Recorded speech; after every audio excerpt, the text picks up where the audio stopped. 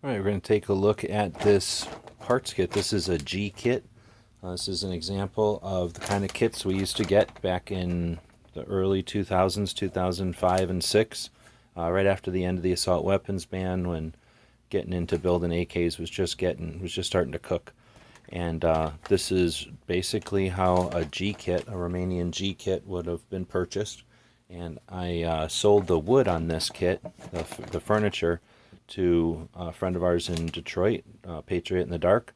So before I take the wood off of here to get back to him, I figured I'd do a quick video and describe what this parts kit was like. So we're looking at a heavy plastic bag, probably contractor grade thickness, whatever that is, but a strong clear plastic bag. And it looks like it's about 18 inches by 12 inches, just judging on the blue mat that it's on here. So I'm going to flip the bag over, and you can kind of see the components in there. It's basically like if they just took the AK and chopped it in half, literally, in the middle of the metal receiver. So the front half of the gun is pristine, back half of the gun is pristine. They took the parts out before they cut it, so there's a little baggie of parts. So it's very much like you're gutting a chicken here or something. So this is probably never been out of this bag. More than likely, when I was rummaging through them, I bought these for a friend of mine who was building, and I would go from Tucson up to Prescott and then up to Flagstaff where he was building, and I would pick up these kits for him, and I would pick up $5,000 worth of $50 kits, and then I could have my pick of them. So I would pick things that had interesting dates, or that had markings or something that were unique, or that just looked good, whatever. I really had my pick, and I would get quite a few of them. The G Kit is a very middle of the road, a very gold standard kit. Its dimensions and everything are very middle of the road, so you could turn this into a German, you could turn this into Bulgarian, you could turn this into pretty much anything except Chinese or Yugoslavian. So these were neat kits when we were playing dress up back in the days. These kits were, as you'll see, already guns. They're just basically guns chopped up. So they were very easy to pull apart and put back together compared to nowadays. And we'll talk about all that stuff. So this is a G Kit. And like I say, I would get these kits for, let's just say $50 back in the day. And this is one that has probably never been out of the bag. I would just kind of look at it like this and never take it out of the bag. There was no need, there was no time. So let's take it out of the bag, maybe for the first time since it was put in here, literally. So I'm pulling it out, and this is the front end of the gun. So my right hand is on the receiver, my left hand's on the muzzle, and the whole thing is less than about 18 inches altogether. And this is a Romanian kit, so it's got the vert grip built into the wood, so it's a standard AK upper handguard, and instead of being the standard wood and lower handguard, there's like a dongle or whatever of vertical grip that's certainly unique. It's a big handful of wood that comes down from the handguard and really gets in the way of inserting a magazine. I'm not sure why they came up with this. It's very comfortable to shoot, but it looks stupid, and it's huge. So I'm pulling out the back end, which is the back end of the receiver and the stock, still joined together as they were when they were assembled. And then it's just got, not really wear so much as just age has started to let the lacquer or whatever start to peel off the laminated wood. So it looks kind of gray, or it looks kind of scaly. And again, that's just probably the conditions versus Romania versus wherever it was versus Arizona where it's lived for the last couple of years. And so it has a little look like it's aged, but it's really just the varnish flaking off of the polymer or the plywood. So the Romanians also had a black stripe at the end of the stock, which is kind of unique to those. And there's a hole for the cleaning kit, but there's no cleaning kit in it. Half the time they had a cleaning kit in them. Now I'm pulling the rest of the stuff out of the kit just for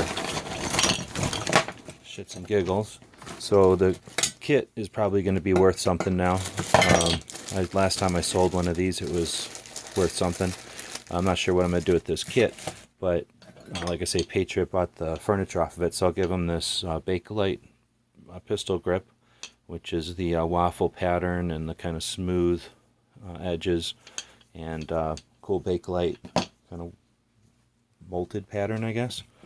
Now getting this stock off may or may not be easy. and then this front end won't be too difficult. So again, these were guns that were created, and this one was built in 1986. We're looking at the trunnion here, and there's the open triangle, which is Romania, one of the Romanian symbols. Got 1986, and then some letter S, and then a armory number. So this tells us it was made in 1986. So for me, one of the reasons I probably picked this one is that's when I was in. So this was literally being built while I was over here going to boot or whatever. And do we call it boot camp? Whatever the hell we call it, basic.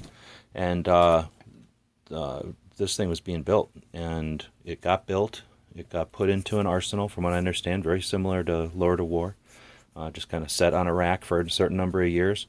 And then in probably the early 2000s, when our assault weapons ban ended and we started to really build AKs, you can see this one was torch cut, and they have rules. So they torch cut it on the holes that have the full auto pin. You can see the second torch cut is on some other holes, but you can see they made a pretty decent effort at torch cutting around the trigger guard and the mag release here, so this stuff can be unriveted or deriveted and then put back together, assembled again into a working gun. Now there's a big piece of the receiver missing, and I think that was again part of the regulation on this type of receiver, or maybe it was just to kind of make sure, but this is kind of where it would be in space if the rest of the receiver was there. They took it apart though before they did all that cutting, and all those internal parts are right here. So pretty much every state doesn't care about the full auto trigger parts, since you can't put them together. Possession of them isn't a big deal. There was a couple of states that had issues with just the possession of the full auto parts, but again, if that's the case, you just throw out the full auto parts. But you've got your selector in here, and you've got your bolt, and if you take a look at that bolt, these guns were, I don't even know if they were ever test fired during construction, because they look pretty clean. I mean, it's definitely been cycled a few times to check, but that doesn't even look like it's ever even been fired, and a lot of them are like that. So again, these were guns that were made just for the arsenals and for the Cold War, and just never used.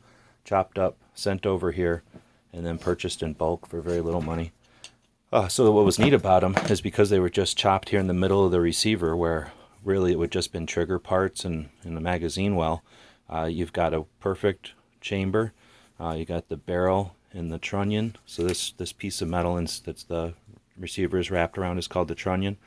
This trunnion matches with the barrel in an AK and gives you the head space, and then this barrel pin, that circle right there, is a pin that's driven through the trunnion and through the barrel. It kind of clips the barrel and keys everything. So that's your head space on this gun. So once you have your receiver on correctly and everything, and this gets you real close to having headspace. Not perfect, but real close to having headspace. You basically just pulled all these rivets, wrap a new receiver around the trunnions, and this is the rear trunnion in front of the stock here. Wrap that new receiver around the trunnions and kind of reassemble. So up here where you have the gas block comes out of the barrel, about halfway between the muzzle and the chamber, as the gas block comes up into the gas tube. Well, that has two pins under the barrel that again kind of key the gas block to the barrel. You can take those pins out on this kit, just pull them out, and then pull your gas block off. Your front sight is again keyed to the barrel for its angle and everything. With two pins, you pop those pins, keep track of them, pull your front sight off, take those two pins out, keep track of them, pull your gas block off, take your barrel out of your trunnion, put your new trunnion, wrap your receiver around your trunnion, start assembling it all. All you have to do is put your barrel back in, drop the pin, put these pieces back on, drop the pins back in, and your gun's back together. Nowadays, when you have the requirements with the new ATF interpretations of the 1986 importation laws, there's no more barrels being imported, so these barrels have to be made here in the U.S. So this option of pulling pins and putting them back in doesn't exist. You'd have to repopulate the barrel, it's called, or populate the barrel. It's not really repopulating. So you'd have to put a virgin barrel into that trunnion. You'd have to drill that hole and index it and key it there. You'd have to put this in, key this, get it all lined up using fixtures, drill those holes into the barrel. So there's a lot more work involved with newer builds. So having these old barrels is nice because it's a brand new barrel. It wasn't shot out. Some of these old kits have old barrels. This is a brand new barrel, and it's populated. So as long as you're going with this same front end, which who wouldn't, you can always change this wood. And in this kit, I'll be selling the wood already to Patriot, so it's gone.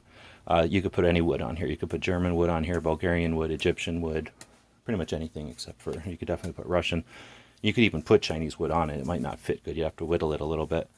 But neat little kits, and this was an inspiration for a lot of people to start building and to experiment and to collect, and that created the generation of builders, and then a generation of collectors, and then people started to build receivers more accurately and better, and then some of the builders solidified their reputations and are icons in the industry, and it keeps Kalashnikov interesting. And this weekend I'm heading up to the 4th annual Red October, a big Kalashnikov themed event, which is competition slash gun show slash trade show slash just exhibition. So Kalashnikovs are kicking butt.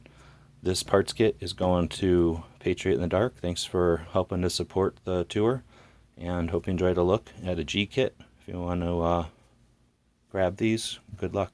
I guess they're pretty rare at this point. And if you have any questions, let us know in the comments. As always, thanks for watching.